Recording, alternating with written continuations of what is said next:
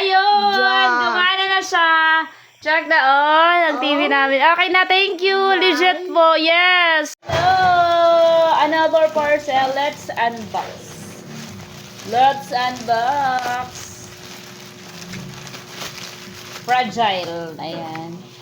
Fragile. Ano kaya ito? Laan nyo.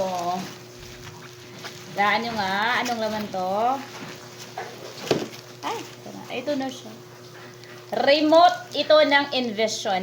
Dahil yung TV kasi namin, sira na yung kanyang power on button doon sa mismong TV. So, ayun. Kaya, napa-order ako nitong ating Envision na remote control sa TV. So, ayan po siya. So, open natin doon dito. Yung TV namin kasi hindi siya smart TV. LED TV siya. Ayan ha. Buksan ko muna yung lagay ng battery. Ayan, wala siyang kasamang battery. O, sa mga naghahanap dyan ng remote control, pwede ito sa smart TV. Ayan ha. So, itatry ko ito. Ito na, sa maglalagay tayo ng battery. Ito yung itatry ko ha. Pag nag-check out kayo nitong remote control, wala siyang kasamang battery. So, ganito yung kanyang battery. Ayan na yung mag-provide ng battery nga. So, wala siyang pa-free na battery. So, ayan na. Da-try natin to. Sa pag-on.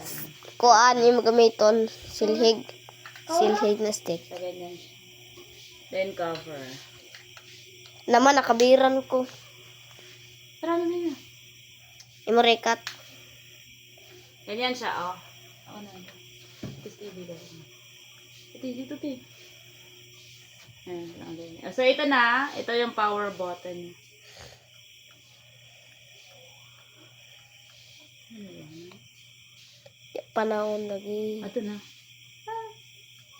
Ayun! Gumana na siya. Check na ang TV namin. Okay na, thank you. Legit po, yes. Solved na yung problem ko. Thank you. Salamat po. Ayan. On na yung TV namin. Salamat. Hindi to smart TV ha. LED TV to. Sira na kasi yung power button nito sa likod. Kaya napa-order ako nito. Kabado pa ako nung una kasi baka hindi gagana. So ngayon, tcharan! Confirm. Okay siya. Okay, ma-recommend ko sa inyo. Ayan po. Sa mga Envision to na TV ha. Baka same tayo.